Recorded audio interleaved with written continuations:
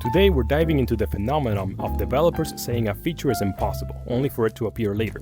This dynamic is particularly common among indie developers who interact informally with their community on platforms like YouTube, Reddit, and Discord. Let's paint a clearer picture of these interactions. Imagine a small indie studio that has built a loyal community around their game. Their players are passionate and constantly sharing ideas. This close-knit relationship creates a fertile ground for idea exchange, but also sets the stage for misunderstandings. When a developer says that's impossible, it often feels like a dismissal to an eager fan. But what does impossible really mean in this context? Before we jump to conclusions about dishonesty, lazy, and incompetence, let's explore the real reasons behind this. Let's start by understanding the realities indie developers face. We'll use examples from the popular game Hot Dogs, Horseshoes, and Hand Grenades, or H3VR, to illustrate these points.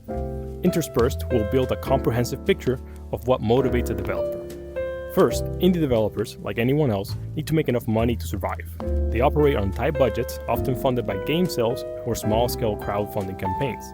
Every feature they add has to be weighed against the potential return on investment. They also want to conserve their energy. No one wants to work 100-hour weeks or do lots of manual labor. The indie game development scene is notorious for burnout, with developers frequently working long hours under immense pressure. For them, it's about finding a balance between work and rest, and ensuring they can continue to develop the game without sacrificing its long-term survival. Their reputation and ego are also at play.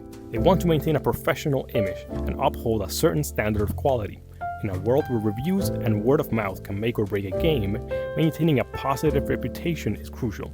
Developers strive to ensure that every feature they release is polished and enhances the player experience.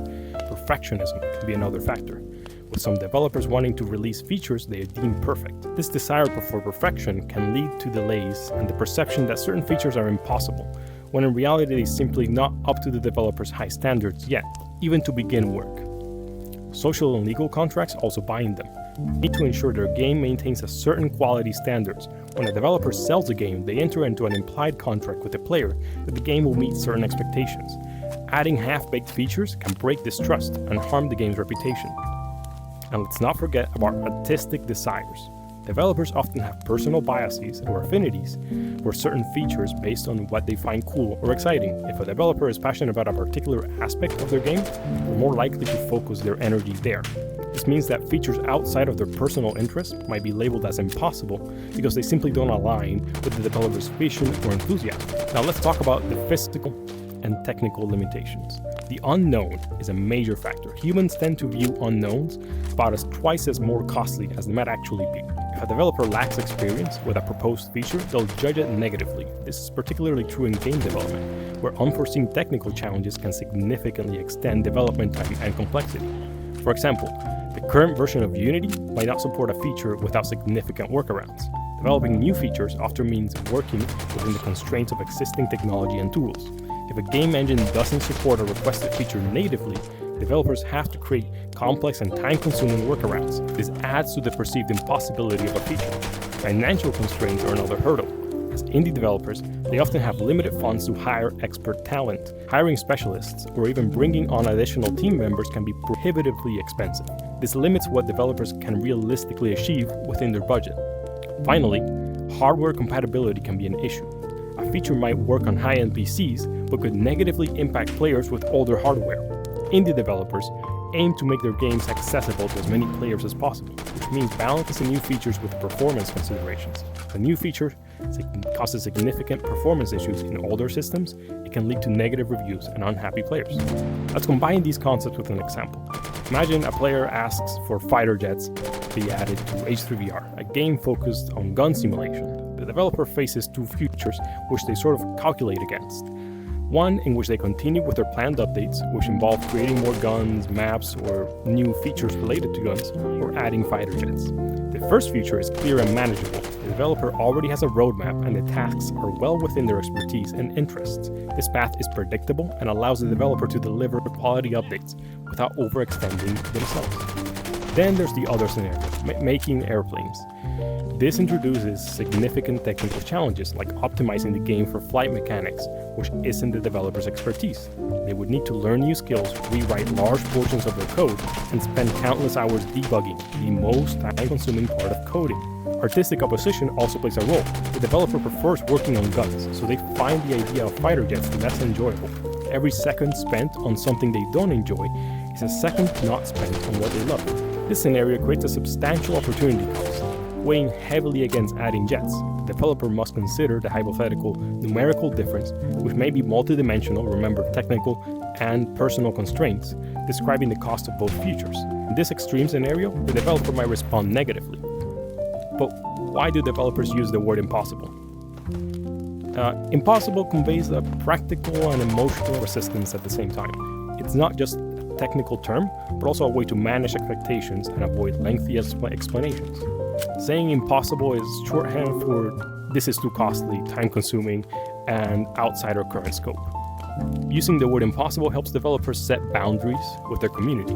It quickly communicates the challenges and limitations without delving into complex explanations. It's a way to protect themselves from burnout and maintain focus on achievable goals. This language choice reflects the intense pressure developers face from their need to prioritize realistically. Now, let's shift our focus to modders. Unlike developers, modders work on features as a hobby, free from the constraints of financial success or reputation.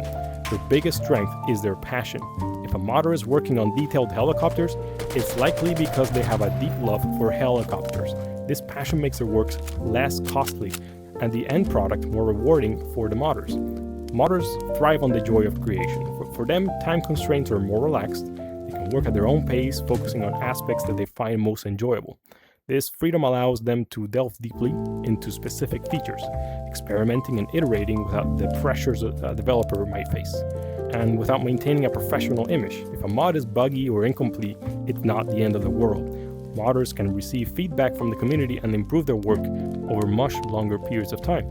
They're not bound by financial constraints and can focus instead on the joy of their creation. This freedom allows them to experiment and innovate in ways developers might not be able to. Without the pressure to monetize their work, modders can take risks and explore new ideas. Additionally, modders are often more aligned with the community's desires because they're part of that community. They know firsthand what players want and are motivated by the same interests. This alignment leads to highly targeted and appreciated features that might be overlooked by developers focused on broader goals. In the end, understanding the dynamics between developers and modders reveals a complex interplay of motivations and limitations. Developers might say impossible, but it's rarely a sign of laziness or incompetence. Instead, it's a reflection of the real-world constraints they operate within. Meanwhile, modders thrive on passion and freedom, bringing new life to games in ways developers might not be able to. So the next time you hear a developer say something's impossible, remember it's a nuanced calculation of effort, resources, and priorities. And when a modder steps in to fill the gap, it's a testament to the power of community. You might want to become a modder yourself. So consider something you love and would like to see in a game you enjoy. Reach out to the communities that can help you make those mods a reality. The world of modding is full of possibilities waiting for your ideas.